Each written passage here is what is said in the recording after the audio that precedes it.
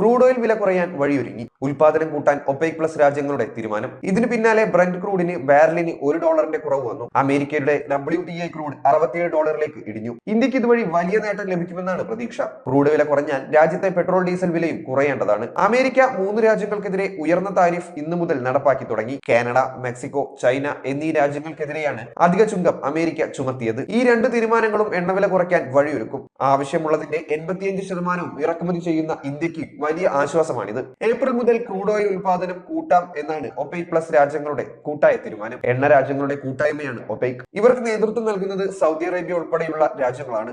ഈ ഗ്രൂപ്പിൽ അംഗങ്ങളല്ലാത്ത രാജ്യങ്ങളും ക്രൂഡ് ഓയിൽ ഉൽപ്പാദിപ്പിക്കുന്നുണ്ട്. ഇവരിൽ പ്രധാനി റഷ്യയാണ്.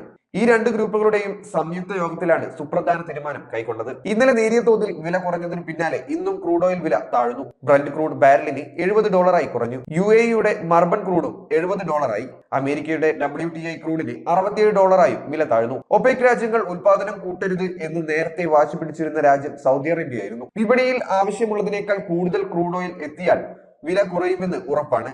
മാത്രമല്ല, അമേരിക്കയുടെ താരിഫ് പോര് എണ്ണയുടെ ആവശ്യം കുറയ്ക്കാൻ ഇടയാക്കും. ഇതും വില കുറയാൻ കാരണമാണ്. യുക്രൈന് നൽകുന്ന സൈനിക സഹായം നിർത്താൻ അമേരിക്ക തീരുമാനിച്ചതും ക്രൂഡ് ഓയിൽ വില താഴാൻ വഴിയൊരുക്കും. റഷ്യക്കെതിരായ അമേരിക്കൻ ഉപരോധം നീക്കുമെന്നും സൂചനയുണ്ട്.